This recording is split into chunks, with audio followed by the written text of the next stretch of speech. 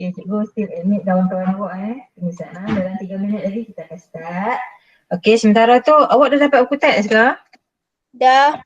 Dah, okay. Boleh buka buku teks awak, tengok buku teks. Okay, kita akan boleh rujuklah buku teks tu ataupun kalau boleh tengok cikgu punya apa, PowerPoint pun boleh. Okay. Yang video cikgu hantar tadi tu dah tengok ke belum? Dah. Dah tengok dah? Okay. Sekejap cikgu. Takut angkat tangan. Mak. Tak ikut anak mak tak ikut. Jangan kak. Tu, ada dah. Oh. Ada ikut apa?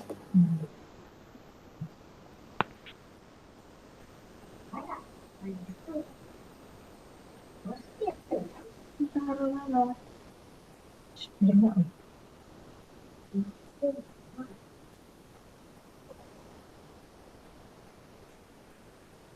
Pengikutan. Kenapa cikgu buat kata 3 punya? Patutlah.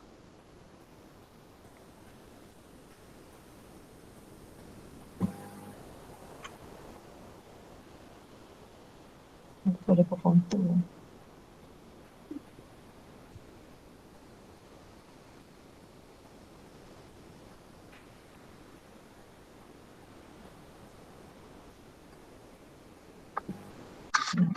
Untuk masuk. Dah. Dia kena. Tak cakap hilang. Okay. Boleh nampak tak ni? Boleh. Tajuk apa ni? Nutris. Nutrisi kan? Nutrisi. Okay, apa yang dimaksudkan dengan nutrisi? Okay. Apa yang kita makan setiap hari, tu sebenarnya makanan-makanan kita tu akan dicernakan dan diserap di dalam kita punya sistem pencernaan. So bab ni yang kita akan belajar hari ni. Okay. Kita tengok nutrisi. Okay, cikgu guna PowerPoint ni disediakan oleh Cikgu Nur Azila.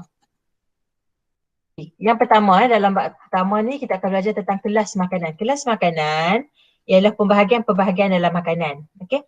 Bila kita makan setiap hari, makanan yang kita makan tu, katakan kita makan nasi lemak. Dalam nasi lemak tu ada bahagian-bahagian dia. Dia ada kelas-kelas makanan dia. Yang pertama ialah karbohidrat. Yang kedua, protein, lemak, pelawas, vitamin, mineral dan air. Maksudnya, masa mak awak masak tu memang kita tak nampak dalam nasi lemak tu ada air, tapi masa mak kita masak tu nasi yang keras, beras yang keras tu akan jadi lembut sebab ada air. Kemudian dalamnya ada mineral seperti fosforus, kalsium, kalium, apa benda yang diperlukan oleh badan kita lah. Okey, vitamin ada A, B, C, D. Betul, pelawas adalah membantu untuk kita membuang dengan mudah. Contohnya awak makan sayur-sayuran. Okay, so dalam tu maybe ada sayur-sayuran. Awak letak timun ke, tomato ke, salad ke dalam kita punya nasi lemak. Okay, lemak, nasi lemak, nama pun lemak maksudnya ada santan. Okay, protein, ikan bilis, karbohidrat tu nasi tu sendiri. So kat sini ada berapa kelas makanan yang awak nampak? Okay, awak tengok. 1, 2, 3, ada berapa? 7. Okay, ada 7 kelas makanan. Okay, yang pertama ni jom kita bincangkan tentang karbohidrat. Karbohidrat ni adalah sebatian organik yang mengandungi 3 benda ni. Yang pertama karbon, yang kedua dia ada hidrogen dan satu lagi ada oksigen. Okey. Jadi tiga-tiga benda ni dia adalah unit asas bagi glukosa. So dia bergabung tiga-tiga ni jadi satu benda yang kecil ni. Benda kecil ni kita panggil dia glukosa. Glukosa bila bergabung banyak-banyak, jadi banyak, kita panggil dia karbohidrat. Okay. Kalau satu biji saja kita panggil apa? Kalau satu biji saja kita panggil apa? Glukosa. Sebut glukosa. Glukosa. Okay. Kalau banyak panggil apa? Karbohidrat. Okay. Bukan karbohidrat, karbohidrat. Okay, karbohidrat. Okay. Karbohidrat pula ada 3 jenis. Ada 3 jenis. Yang pertama kanji, glycogen dan selulosa. Ini bergantung pada tempat mana kita jumpa karbohidrat ni lah. Kalau kita jumpa kanji tu, Kalau kita jumpa karbohidrat tu dalam tumbuh-tumbuhan, kita panggil dia kanji. Contohnya awak makan nasi kan, bila kita masak nasi, ayak masa kita masak tu dia tengah duduk mendidih tu, ayak yang duduk kat atas tu kita nampak ayak dia warna kelabu, warna tak jernih lah. So itu adalah kanji. Kalau awak ambil ayak yang kita tengah masak beras tu, kita boleh guna dia dan kita boleh dapat karbohidrat sebenarnya. Bukan kata kita makan nasi tu je, dan minum ayak tu saja pun dah dapat kanji. Okey. Yang kedua yang duduk adalah haiwan. Awak beli apa kambing ke, lembu ke, ayam ke, tengok kita nampak ada lemak kan. Lemak yang duduk dalam dia tu, itu lemak. Tapi kalau dalam dia tu ada karbohidrat lain, bawah kulit dia kan. Yang tu kita panggil dia glycogen. Okey, glycogen. Kalau yang putih warna kuning tu yang tu lemak. Ini karbohidrat. Karbohidrat yang duduk dalam haiwan kita panggil glycogen. Dan kalau dalam tumbuh-tumbuhan, karbohidratnya kita panggil selulosa. Okey, selulosa. Awak makan, kalau kanji tu dalam nasi ya, selulosa ni untuk yang berserat lah. Yang berserat. Contohnya macam dalam kentang, okey, dalam kentang, dalam carrot, okey, kita rasa ada serat-serat tu. So yang tu kita panggil dia selulosa. So, kalau dalam tumbuh-tumbuhan, kalau dia masuk dalam air yang kita nampak macam dalam nasi tu kan, itu kita panggil kanji. So ada 3 jenis karbohidrat. Yang pertama kanji, yang kedua glycogen dan yang ketiga selulosa. Okey. Cikgu harap awak boleh sebut balik nanti 3 tu. Okey, cikgu patah balik. Karbohidrat ni paling kecil sekali kita panggil dia glukosa. Bila dia gabung banyak-banyak kita panggil karbohidrat. Karbohidrat ada 3. Yang pertama kanji yang duduk dalam tumbuh-tumbuhan, glycogen dalam haiwan dan satu lagi selulosa. Ni dia contoh kentang, nasi, okey, nasi itu madu. Madu pun ada dia punya karbohidrat. Ni dia bagi kita contoh karbohidrat. Tadi cikgu bagi lemak dah, tu bukan. Ni karbohidrat dalam haiwan tu, glycogen. Tu dia bagi madu tu. Manisan. Yang ni roti kan, dalam roti ada karbohidrat. Okey, protein pula. Protein sama macam karbohidrat, ada 3 benda tu, tapi ada tambahan satu lagi. Kalau tadi dalam karbohidrat ada 3 ni, karbohidrat ada 3, karbon, hidrogen, satu lagi oksigen. Tapi bila kita tambah dengan nitrogen, namanya dah tak jadi karbohidrat, dia ada jadi protein. Okey, dia jadi protein. So dia adalah unit asas asid amino. Ingat balik tadi cikgu kata karbohidrat kalau dia satu-satu dia nama dia glukosa. Protein pula kalau dia satu biji dia saja kita panggil dia asid amino. Bila dia banyak, dia bergabung banyak asid amino, kita panggil dia protein. So maksudnya untuk single, untuk satu saja dia punya unit dia kita panggil asid amino, kalau banyak baru panggil protein. Okay, sebenarnya protein ni kita tak boleh makan terlalu banyak sebab kalau kita makan terlalu banyak dia tak akan disimpan pun dalam badan kita. Awak makan ikan banyak-banyak kononnya awak cakap tak apalah minggu depan tak ada ikan kan, minggu ni awak nak makan banyak. Sebenarnya awak telah membebankan sistem badan kita lah sebab dia macam mana pun dia akan ditukarkan kepada urea. Urea tu air kencing kita dan dia akan dikeluarkan daripada badan. Mana boleh air kencing boleh simpan kan? Jadi awak makan makanan yang protein ni berpada-pada lah. Kalau nampak sedap macam mana pun makan sikit cukup. Sebab dia akan bebankan buah pinggang kita lah sebab dia akan dikeluarkan melalui air kencing. So apa fungsi karbohidrat dengan protein ni? Kita tengok balik karbohidrat dia tak dalam perasan dia punya protein. Dia punya fungsi. Okay, karbohidrat ni fungsi dia nak bekalkan tenaga. Keywords dia adalah bekalkan tenaga. Okay, bila bekalkan tenaga maksudnya bila awak makan roti, awak jadi kuat lah. Bukan jadi kuat, awak ada tenaga lah nak buat kerja. Macam kata hari yang kita puasa. Bila kita puasa, masa sahur kita makan roti. Bila kita makan roti, bila roti tu dah dicernakan, kita akan dapat tenaga. Kenapa bekalkan roti cikgu tu ni? Cikgu tu dia bekalkan tenaga. Okey, bekalkan tenaga. So bila awak makan sahur, kemudian ataupun sarapan ke, bagi yang bukan Islam dia tak bersahur lah. Dia makan makanan, kemudian makanan tu akan dicernakan dalam sistem badan kita. Dalam masa 3 jam macam tu kita dah dapat tenaga yang cukup lah. Awak baru mula-mula makan tak dapat lagi. Lepas setengah jam dah mula rasa kuat sikit. Lepas tu kita akan jadi banyak tenaga.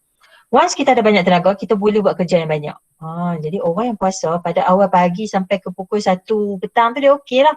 Main petang tenaga dia dah makin drop. Sebab apa? Sebab dia dah tak makan. Jadi dia kena kurangkan sikit. Janganlah dia buat kerja teruk. Buatlah kerja yang mudah-mudah dalam rumah, lipat kain, sapu sampah, baca Quran, macam tu. So bagi orang yang terpaksa buat kerja yang banyak, macam orang yang buruh, orang yang bawa lori, orang yang kerja dia teruk-teruk, dia kena setiap masa top up dia punya karbohidrat. Pagi dia dah makan nasi lemak, tengah hari dia kena makan nasi, petang dia kena makan lagi. Sebab apa? Sebab dia perlu bekalkan tenaga yang banyak. Berbeza dengan protein ni dia tak bagi kat kita tenaga. Awak makan ikan 5 ekor. Oh tahan sekejap lagi saya akan jadi banyak kerja saya boleh buat. Tak. Protein ni kita perlu ambil dalam jumlah sikit saja. Maksudnya kalau dalam pinggan kita tu 1/4 saja kita ambil protein. Sebab apa? Fungsi protein ni dia nak bina dan nak baiki tisu-tisu badan. Yang tu fungsi dia. Bila dia nak baiki dan bina tisu-tisu badan, budak ataupun awak umur yang macam awak ataupun kanak-kanak yang darjah-darjah tu, dia perlu ambil protein yang boleh dikatakan berkala dan banyak sikit lah. Banyak sebab dia nak bina tisu badan. Awak nak jadi tinggi, awak nak jadi sasa, awak nak tough, awak kena makan protein. So awak kena pelbagaikan protein awak. Jangan setiap hari makan ikan je ataupun setiap hari makan ayam saja. Sebab kita kena ada banyak protein. Sebab protein-protein ni dalam setiap makanan dia tak sama dia punya asid amino. Setiap asid amino dia akan bantu untuk baiki tisu-tisu ataupun nak bina tisu-tisu yang tempat dia spesifik. Contohnya awak makan kacang, asid amino dia lain. Awak makan ikan, asid amino dia lain. So awak kena makan semua. Kalau contohlah kalau sekadar kita tak makan lembu saja tak apalah ataupun sekadar tak makan kambing saja tak apa. Tapi jangan fokus kepada satu saja sumber protein. Awak boleh pelbagaikan. Okay? Kalau awak tahu apa dia sumber-sumber protein, lagi mudah. Awak boleh dapat kat mak-mak hari kita makan ikan, esok kita makan ayam, lusa makan daging, tulat makan ketam, lepas tu patah balik ikan pula. Kalau tak ada sangat makan telur sebab telur pun adalah sumber protein yang baik. Tapi jangan setiap hari makan telur sebab telur tu dalam kuning dia ada banyak lemak. Jadi kalau awak makan selalu awak akan menambahkan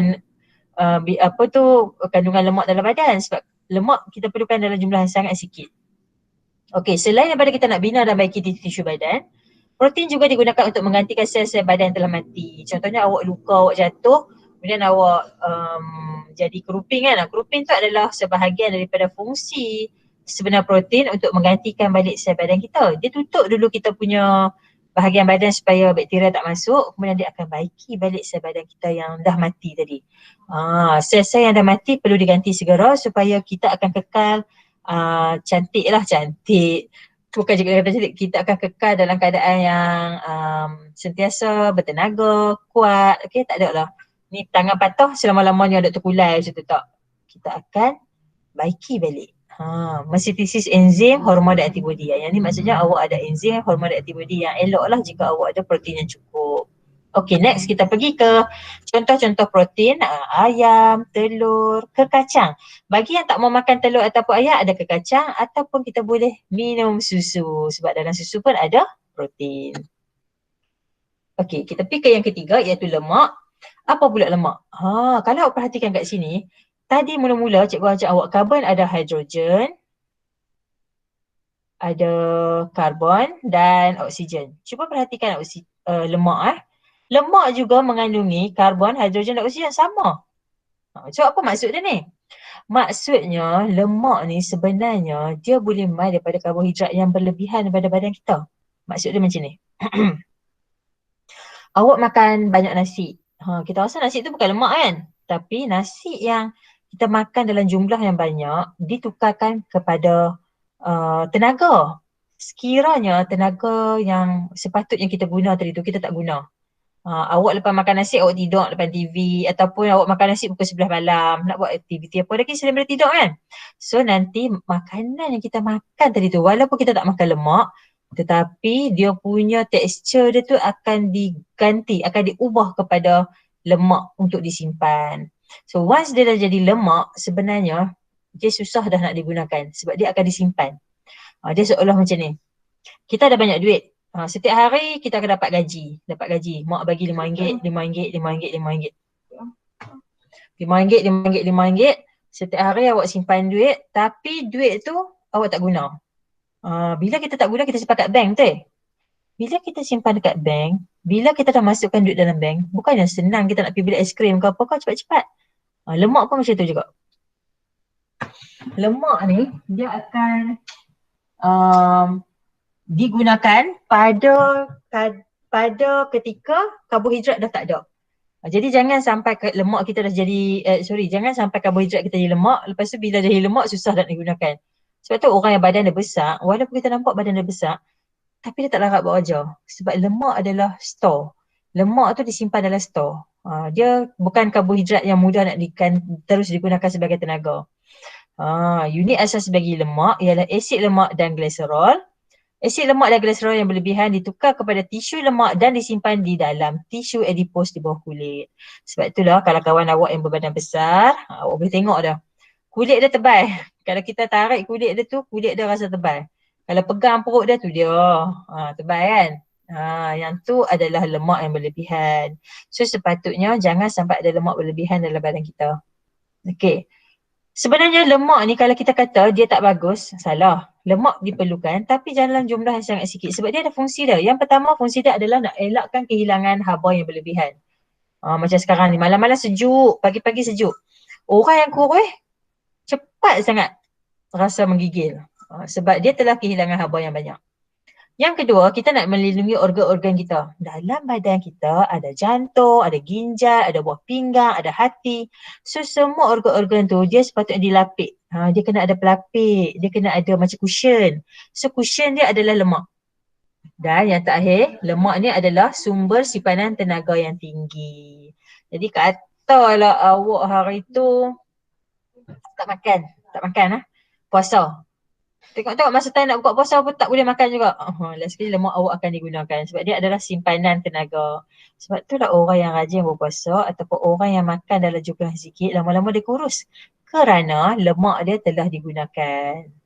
Maksudnya kalau kita tak ada duit sangat, last sekali kita terpaksa dah buat duit kita pada bank. Walaupun susah nak pergi ambil duit kat bank, kena naik kereta, kena pergi cucuk dulu dekat mesin ATM. Tapi last sekali duit dalam tu boleh digunakan. Tu maksud dia. Okay? So lemak adalah simpanan. Kalau karbohidrat kita boleh guna terus. Jadi kalau kita makan nasi terus kita guna untuk tenaga, itu kita pakai karbohidrat lah. Lemak ni dia simpan. Okay, dia simpan. Dia adalah sumber simpanan tenaga. Ini adalah contoh-contoh lemak. Okay, macam sebelah kiri ni adalah lemak daripada minyak zaitun. Lemak ni adalah lemak yang baik. Okay, ni boleh makan banyak pun tak apa. Tapi walaupun makan banyak kita perlukan sikit, kita guna sikit saja. Yang kedua ni butter yang datang daripada lembu. Yang ketiga ni keju yang daripada susu. Susu yang berlemak. Dan kacang. Kacang juga ada lemak. So orang yang takut nak jerawat jangan makan kacang. Sebab dalam kacang ada protein dan ada lemak. Dan yang ketiga ni dalam yogurt mungkin maybe dalam yogurt susu ada lemak Okey, sekarang kita nak tengok pelawas. Okay, apa dia pelawas? Pelawas orang yang mengalami gejala sembelit Orang yang mengalami gejala sembelit. Kalau tak tahu sembelit tu apa, sembelit adalah kesukaran untuk membuang air besar. Sepatutnya manusia normal dia kena buang air besar setiap hari. Kalau orang yang badan dia sihat, lepas dia makan, lepas 4 jam dia akan rasa nak buang. Tu sepatutnya. Maksudnya kalau hari tu awak makan 3 kali, awak mungkin nak membuang 2 kali ataupun 3 kali. Tapi kalau orang tu makan, minggu depan, hari ni makan rasa depan baru rasa nak membuang, tu kita panggil sembelit. Sebab sembelit ni tak elok. Pasal apa tak elok? Bila najis duduk lama dalam badan kita, najis tersebut akan diserap airnya. Air akan diserap oleh usus besar kita akan menyerap air. Jadi lama-lama najis tu akan mengeras. Bila mengeras, time kita nak membuang tu sakit. Nanti boleh luka kan tempat nak keluar tu lah. So bila luka sakit lah. Bila sakit, bila luka lama-lama dia boleh jadi jangkitan kuman. Nanti duduk gatal pasal apa tak boleh nak duduk ni gatal pasal apa sebab luka. Bila luka next time nak membuang pula takut lah aku nak pergi berak sekejap lagi keluar batu. Jadi nak elakkan kita sembelit, kita kena makan makanan yang ada pelawas. Contoh pelawas. Jom kita tengok. Sayur-sayuran, tomato, brokoli, buah-buahan. Okey. Buah-buahan, roti juga ada pelawas. Kiranya ada serat ada serat. Dan gandum gandum bukan gandum putih. Ini gandum yang real lah, gandum yang betul. So pelawas bercampur dengan tinja dan melembutnya. Pasal apa najis jadi lembut sekiranya ada pelawas? Sebenarnya pelawasnya dia pegang air. Jadi usus besar tak boleh menyerap air daripada pelawas. Jadi kalau kita makan betik ke, dia ada air dalam tu, dan air yang masuk dalam betik tu dia tak boleh diserap oleh usus besar. Dia akan keluar, dia akan melembutkan najis. Jadi ini akan memudahkan proses pencernaan dan seterusnya memudahkan proses untuk penyah tinjaan membuat air besar. Baik. Seterusnya kita akan pergi ke bahagian vitamin. Vitamin ni ada dua geng, dua grup. Satu grup yang boleh larut dalam air. Maksudnya bila kita ada letak ayak, kita kacau-kacau dah, dia boleh duduk dalam ayak. Vitamin yang boleh larut air ada dua. B dan C.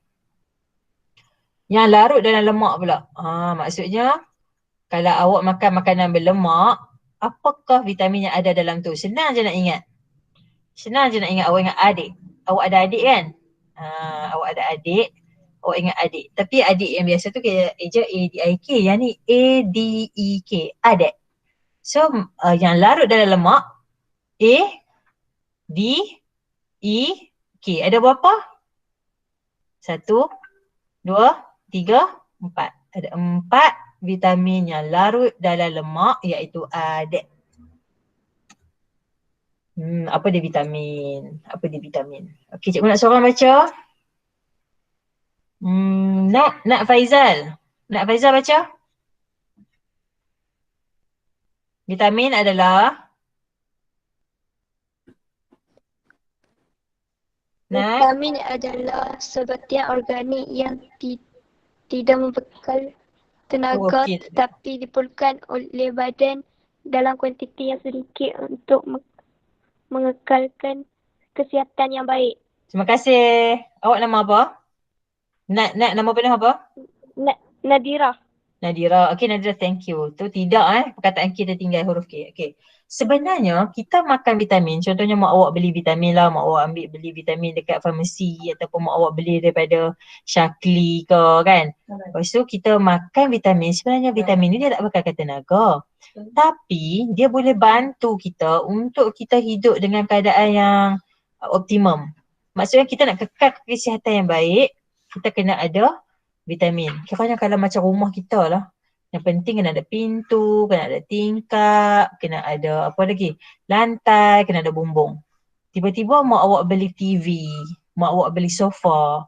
So TV dengan sofa tu sebenarnya kalau tak ada apa awak masih boleh hidup. Tapi kalau ada TV seronok tak? Mestilah kita seronok balik kita ada tempat kita nak berhibur, boleh tengok TV sambil duduk atas sofa. So yang tu adalah cara untuk kita nak kekalkan kegembiraan kita dalam rumah. So bersama juga dengan vitamin. Vitamin ni kalau tak ada pun sebenarnya tak apa. Tapi dia masih diperlukan untuk kita nak kekalkan kesihatan kita. So kalau ada vitamin B, C ataupun adik ni, maksudnya hidup kita, kesihatan kita akan jadi lebih baik lah. Sebenarnya nak dapat vitamin ni bukan susah. Makanan-makanan yang cikgu sebut tadi, yang ada dalam protein, dalam karbohidrat, sebenarnya dalam tu memang dah ada vitamin. Jadi kita kena seimbangkan lah. Maksudnya kita kena banyakkan makanan yang ada buah-buahan dan sayur-sayuran supaya semua vitamin kita boleh dapat. Jangan kata saya suka makan buah apple saja. Tak boleh. Awak kena pelbagaikan buah-buahan supaya awak boleh dapat banyak jenis vitamin. Okey, kalau awak suka apple, awak suka makanan tempatan, awak kena makan juga buah-buahan tempatan, buah-buahan import, sayur-sayuran hijau, sayuran kuning, merah, semua tu awak kena makan supaya kita boleh dapat pelbagai vitamin. Okey, cikgu nak ada 6 orang baca. Yang pertama, cikgu nak Yi Yin Sian. Baca dulu untuk vitamin A, sumber kepentingan dan kesan kekurangan. Yi Yin Sian, baca.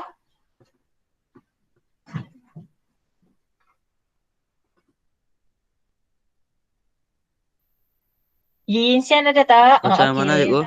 Okey. Baca yang mana cikgu? Baca yang atas ni, yang vitamin A. Vitamin A, minyak ikan, susu, kuning telur. Okey, kepentingan.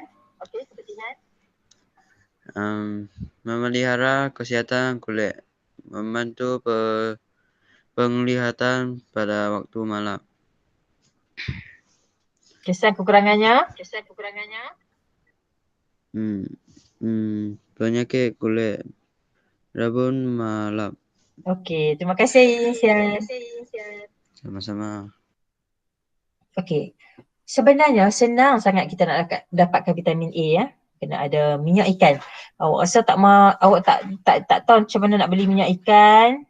Dalam ikan tu, dalam ikan tu sendiri dah ada minyak ikan. Okey, selalunya ikan yang besar-besar lah, ikan yang hidup dalam laut dalam ada minyak ikan. Dan dalam susu, kuning telur. Mudah sangat untuk dapat vitamin A. Kalau kita makan telur, janganlah buang kuning dia, makanlah. Makan sekali dengan putih telur tu.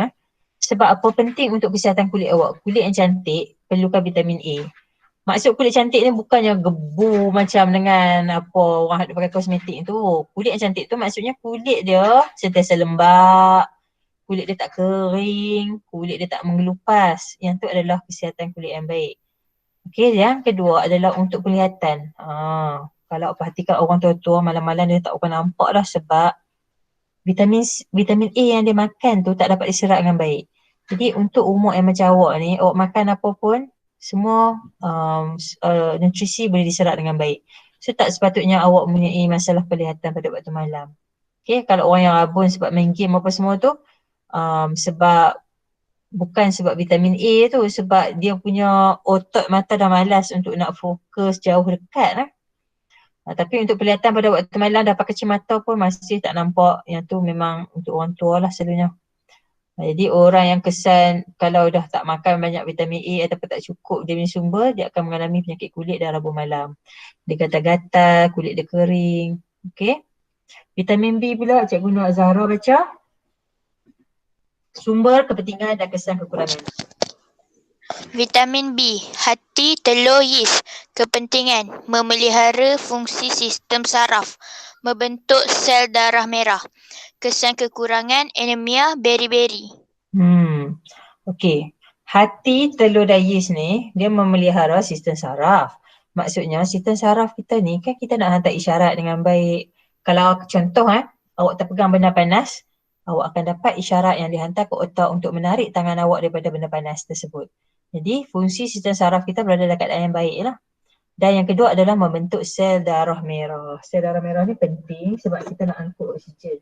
Bila kita boleh angkut oksigen, maka kita akan dapat cukup oksigen, muka awak pun tak pucat. Okay. Okay. Kesan kekurangan anemia. Anemia tu maksudnya kurang darah lah. Dan satu lagi ada beri-beri. Okay, cikgu nak tunjuk ke awak. Apa dia beri-beri? Okay, jom kita tengok beri-beri tu penyakit yang macam mana.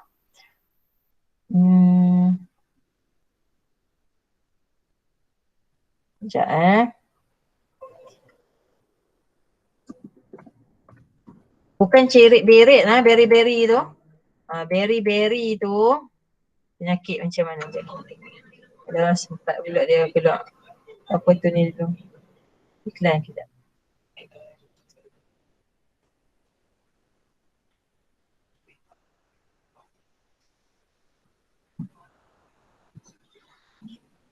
Penyakit.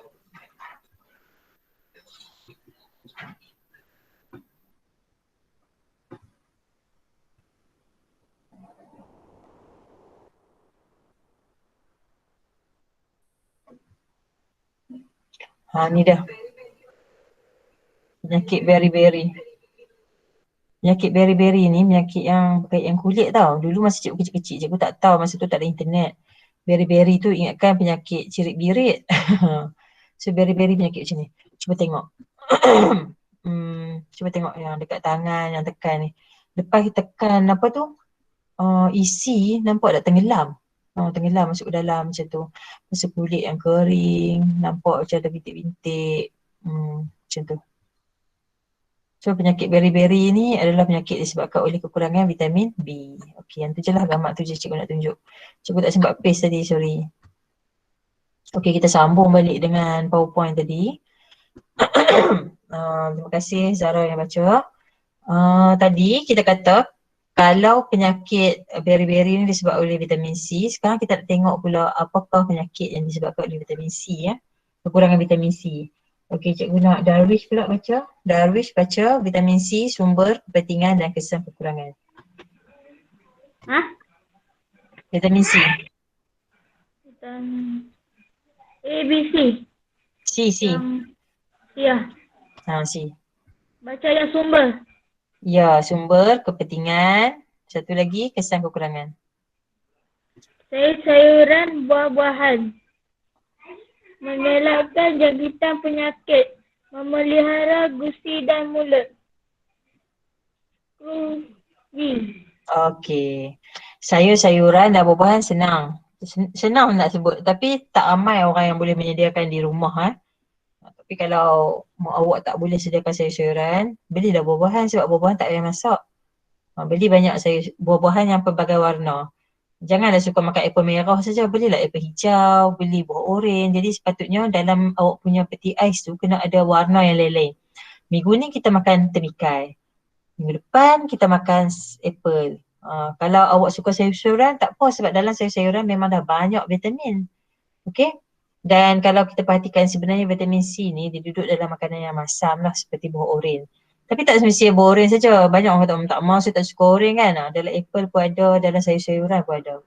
Okay, sebab apa kita kena makan vitamin C? Kita nak elakkan jangkitan penyakit.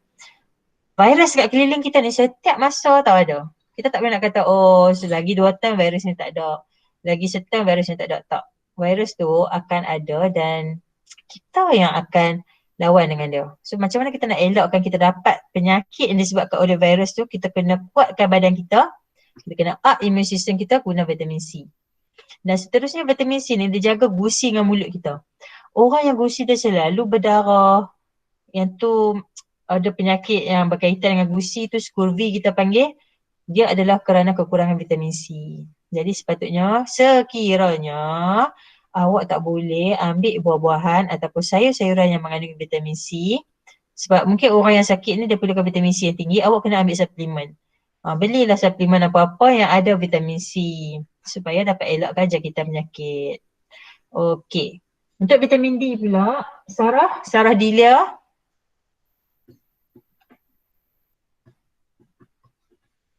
Dia tak baca, Sarah Dilia baca sumber, kepentingan dan kesan kekurangan vitamin D.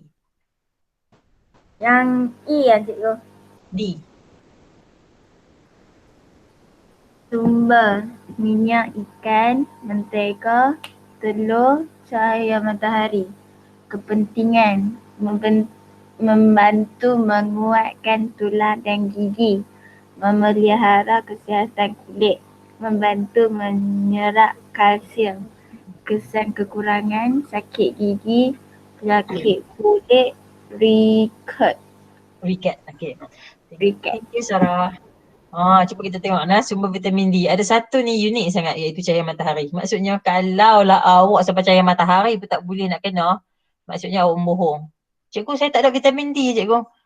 Tak ada duit nak beli. Minyak ikan yes mungkin awak kena beli. Mentega kena beli, telur kena beli. Cahaya matahari siapa yang minta duit kat awak?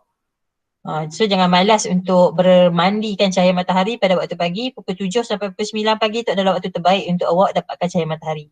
Lebih pada tu tak payahlah sebab pada waktu yang panas ada dengan radiasi sekali so boleh menyebabkan penyakit kulit. Okey. Lebih pada pukul 9 tak payah. Waktu-waktu lain sangat digalakkan. Waktu yang cikgu sebut tadi tu 7, 8, 9. Okey, kepentingan kenapa pentingnya vitamin D ni? Dia bukan sekadar nak kuatkan tulang dan gigi. Sebenarnya nak memelihara juga kesihatan kulit kita. Orang yang tak kena langsung cahaya matahari, dia duduk dalam bilik kan. Sebenarnya warna kulit dia tak cantik. Pucat. Kerana dia kurang cahaya matahari kurang vitamin D. Bila dia kurang vitamin D, dia nak serap kalsium pun susah. Maksudnya dia minum susu tapi susu tersebut tak boleh masuk dalam sistem badan dia. Dia tak boleh nak kuatkan tulang dan gigi. Orang yang duduk dalam tempat yang terkurung, contohnya orang yang duduk dalam penjara, orang yang duduk di tempat-tempat yang gelap, Lama-lama tulang dan gigi dia tak kuat. Sebab tu even orang tu duduk dalam penjara, dia akan dapat juga waktu keluar setiap hari untuk dia dapatkan cahaya matahari. Mungkin dalam 1 jam kau kena cahaya matahari juga. Sebab kalau kita tak cukup vitamin D, kita mudah kena gigi reput. Gigi reput. Gigi dia longgak, penyakit kulit, dan riket. Apa dia riket? Kita cari pula riket tu apa dia. Riket tu bukan raket badminton tu. Riket tu adalah nama penyakit. Nama penyakit, kita cari gambar riket. Orang yang penyakit riket ni selalunya boleh trace pada waktu kecil lagi. Waktu kecil lagi dah boleh nampak dah penyakit riket. Ni dia penyakit riket. Cikgu, Ya. yang tadi tu nak kena salin tak? Santi cikgu abang nak kena salin yang mana lah. Ada dalam kutak semua tu. Okay. Ni adalah penyakit riket. Nampak tak penyakit riket ni penyakit macam mana? Dia berkaitan dengan tulang. Tulang dia sepatutnya kalau orang biasa tulang dia tegak. Tulang dia tegak. Macam awak berdiri duduk depan cermin, kita nampak tulang kita elok lah. Normal. Contoh macam ni. Ni normal lah. Hak belah kanan ni normal. Yang ni dia masuk ke dalam. Ni yang keluar. Kalau orang Kedah dia panggil pengkak. Dia kata pengkak macam ni lah, pengkak. Lepas tu kan orang salahkan apa? Mak dia tak bedung ni masa kecil ni. Mak dia tak bedung elok-elok. Kes tu anak dia riket, salah. Bukan sebab tu. Riket ni adalah disebabkan oleh pertumbuhan tulang yang salah lah. Maksudnya dia mungkin terlalu lembut kat kawasan ni, tak cukup kalsium ke apa ke. Lepas tu dia dah start berjalan, dia kena tampung berat badan yang besar, lama-lama dia akan melentok. Sama ada dia macam belah kanan ni ataupun sebelah kiri. Jadi sekiranya awak ada vitamin D yang cukup dan penyerapan kalsium awak baik, insya-Allah tak ada penyakit riket ni. Awak mungkin dah selamat lah anak awak nanti. Awak kena jagalah, bukannya sebab pergi pesan pula kat bini, bedung makin elok. Bukan masalah bedung ni dia. Orang penyakit riket macam tu. Okey, siap. Sekarang kita nak pergi ke vitamin E. Vitamin E, siapa pula nak baca vitamin E? Siapa yang sempat salin sekarang? Luffy. Baca? Luffy. Lutfi? Luffy. Baca sumber, kepentingan dan kesan kekurangan. Yang mana? Ni, vitamin E. Saya kan biji ring. Memelihara sistem perbiakan. Kemandulan keguguran fetus. Okey, terima kasih Lutfi. Sayur-sayuran dan biji rin merupakan sumber bagi vitamin E. Biji rin ni duduk dalam kekacang. Macam kita kata apa, biji rin yang ada makan apa tu, jagung ke biji rin juga benda-benda yang biji lah, biji rin. Okey, kepentingan dia boleh memelihara sistem pembiakan. Setiap manusia bila dah berkahwin mesti dia nak ada anak. Jadi dia kena ada sistem pembiakan yang baik lah. Kalau tidak dia boleh berlaku kemandulan, tak ada anak. Ataupun kalau dia mengandung takut akan berlaku keguguran. Last sekali cikgu nak siapa ni? Vanisha baca lagi ni. Vanisha dah baca dah. Nordia Batrisha. Vitamin K. Vitamin K. Sumber: kuning telur, minyak ikan, susu. Mempercepat proses pembekuan darah. Kesan kekurangan: darah lambat membeku. Terima kasih Nordia. Okey, kalau awak perhatikan daripada A sampai K tadi, sebenarnya fungsi dia tu kita rasa macam remeh. Alah, kulit, anemia, scurvy, sikit gusi, mandul, bukan aku mengandung pun, darah lambat beku, bukannya aku luka pun. Yes, apa yang awak cakap tu betul. Maksudnya kalau tak ada pun tak penting mana pun, tapi sebenarnya dia akan ganggu lah. Kita nak bagi kesihatan kita optimum. Mana tahu hari tu kita luka, darah tak mau berhenti. Awak kena gigit dengan pacat, darah tak mau berhenti. Awak kena luka, kena cermin pecah ke apa ke, darah tak mau beku. So penting untuk awak ada semua vitamin ni lah. Yang pertama tu A, tadi tu penyakit kulit kan.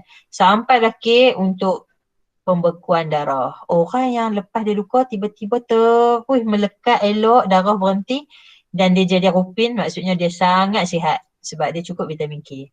Bila jadi rupin jangan duk koyak pula. Oh rupin ni hitam tak elok koyak. Jangan. Sebab rupin kita tu akan tanggal sendiri dia bila cukup waktu.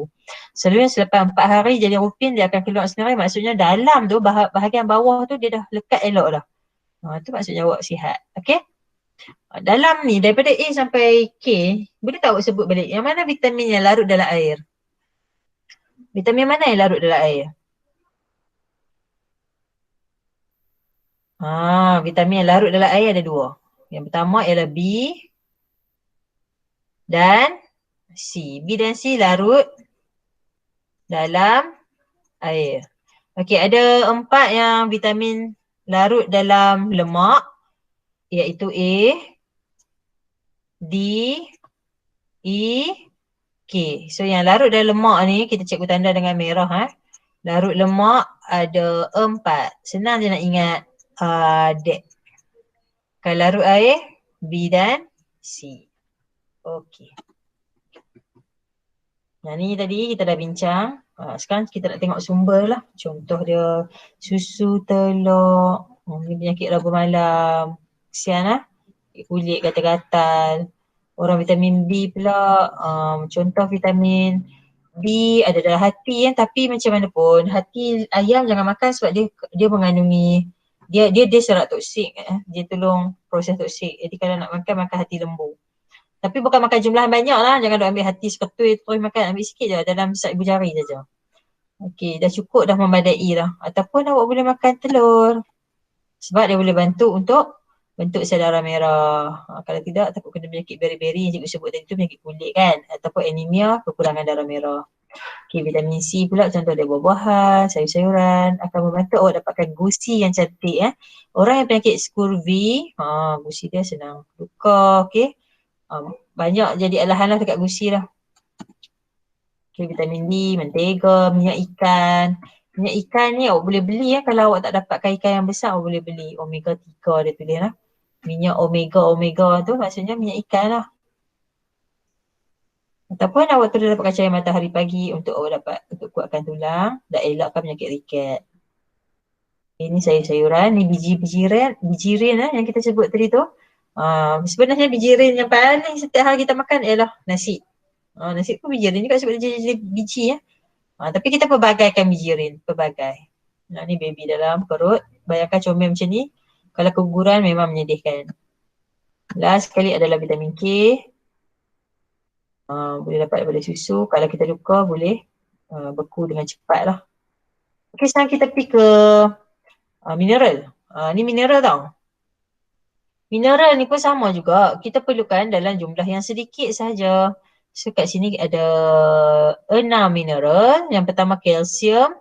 Kalsium ni dia boleh kuatkan tulang dan gigi berserta membantu dalam pembukaan darah bersama dengan apa tentu? Bersama dengan vitamin K. Ingat vitamin K.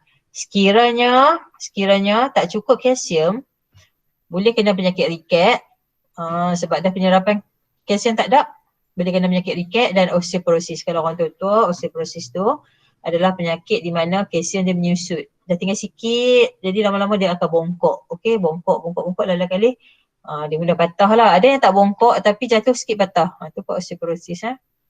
Yang kedua adalah natrium. Natrium ni mudah sebab dapat dalam telur, daging, garam. Garam kat rumah awak tu, mak awak selalu masukkan dalam masakan. Natrium boleh bantu untuk fungsi sistem saraf. Maksudnya kalau awak cakap, tak mau makan garam langsung lah dalam hidup saya, tak boleh. Sebab garam juga penting sebab nak bantu dalam sistem saraf. Kerana kiranya awak tak cukup garam, tak cukup natrium, awak mudah kena kekejangan otot. Tengah-tengah duk berlari tak boleh nak lari, otot kejang. Dia statik. Bergerak. Okey. Seterusnya adalah besi. Ataupun nama sains dia, nama lain dia ferrum. Ferrum ni duduk dalam daging dan hati di mana dia bantu untuk bina hemoglobin dalam sel darah merah. Apa dia hemoglobin? Macam cikgu tunjuk.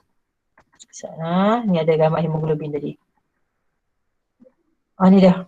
Nampak tak macam donat ni? Donat ni sel darah merah dalam dia yang memberikan warna merah tu. Okay, hemoglobin dalam sel darah merah. Okay. Oh, laju sangat. Tapi kalsium tadi kalsium. ikan bilis, udang. Ni nak bantu untuk pembekuan darah kalsium beserta dengan vitamin K tadi. Okey, ini adalah osteoporosis pada orang tua. Nampak? Bila tulang dah makin kurang ketepatan dia, lama-lama dia akan membongkok dan boleh senang patah. Ni natrium.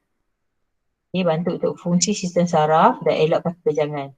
Tak taklah tiba-tiba awak tak nak berjalan ke. Besi pula ada dalam daging dan hati di mana dia boleh bantu untuk bina hemoglobin dalam sel darah merah. Hemoglobin tu dia bantu untuk angkut sel darah merah. Angkut oksigen. Dia duduk dalam sel darah merah. Kalau kekurangan hemoglobin dalam darah kita, nanti oksigen akan diangkut dengan kurang lah. Kurang kuota oksigen, jadi kena penyakit anemia. Anemia ni kurang sel darah merah. Okay, iodin pula dia boleh merangsang fungsi kelenjar tiroid. Iodin ni terdapat dalam makanan laut. Kebanyakan makanan laut lah, tapi jangan ambil dalam jumlah terlampau banyak. Takut kena penyakit lain pula, penyakit gout. Okay, tiroid ni dia duduk dekat tepi leher kita. Okay, dia boleh kena penyakit goiter lah sekiranya kurang iodin. Jadi macam bengkak cantik. Bukan bengkak cantik lah, bengkak cantik dia akan hilang. Yang ni tak, goiter dia duduk bengkak kat situ. Okay, fosforus ada dalam keju, sayur-sayuran. Fungsi dia untuk kuatkan tulang dan gigi. Di mana sekiranya fosforus ni tak cukup, dia akan kena riket ataupun gigi rapuh. Fosforus ni dia bekerja sekali dengan kalsium. Kalsium, fosforus. Lagi satu, apa tadi? Vitamin vitamin D. Fosforus, kalsium, vitamin D untuk tulang dan gigi. Tiga-tiga tu penting. So kalau tak cukup fosforus atau kalsium atau vitamin D, boleh kena penyakit riket yang tulang melengkung tadi tu ataupun gigi rapuh. Budak-budak lah selalu kena gigi rapuh ni. Nampak gigi dia tak tercabut pun tapi dah keput keput hitam. Okay, tu riket.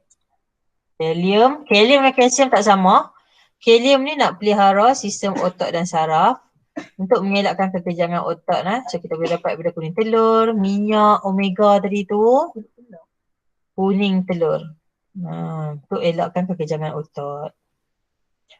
Air adalah kandungan yang sangat penting dalam badan kita kena ada sebab dia ada kandungan hidrogen dan oksigen. Di mana fungsi air adalah mengangkut nutrien dan oksigen ke sel. Mengangkut hasil perkumahan keluar dari sel. Banyak lagi fungsi-fungsi air. Senang sangat, tak semestinya kita minum air kosong. Kalau suka makan buah-buahan, dalam buah-buahan pun ada air. Okey, habis untuk hari ni. So, awak kena buat nota. Nota yang pertama yang ni. Cuba tunjuk balik Nota yang pertama awak nak kena buat ialah cikgu nak awak letakkan 5 grup ni. Okey, yang ni. Ni vitamin. 5 grup. Yang ni, setiap satu. Karbohidrat. Yang jadual lah, protein, lemak, pelawas. Cikgu nak awak ambil pelawas dengan fungsi dia, protein dengan fungsi dia yang tu. Kemudian yang kedua, awak ambil jadual yang vitamin tu. Okay, yang ni. Ambil semua vitamin. 6 sumber dengan kepentingan. And last sekali untuk mineral. Okay, yang ni. Okay, sumber, kepentingan dengan kesan, kekurangan. So ada 3 lah kerja awak ni. Tak ada latihan, hanya nota saja. Okay. Setakat tu saja kelas kita hari ni. Terima kasih kepada semua yang join. Cikgu sebut nama seorang. Zara, Umaymah, Vanisha, Muslim, Sarah Dilia, Nurdia Batrisha, Nak Faizal, Faisal Azim. Cikgu tak perasan dia ada. Darwish dan Ahmad Lutfi. Okay, tahniah cikgu ucapkan. Dan lepas habis kelas ni, terus buat nota. Okay? Bye. Terima kasih.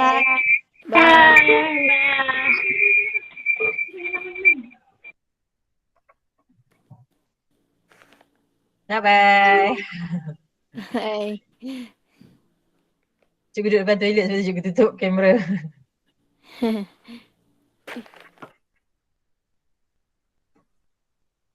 Okay, semua kena left tau. Sebab nanti cikgu nak hantar video ni kat kawan-kawan. Okay, Faizal Hasim. Bye-bye. Umaymah left.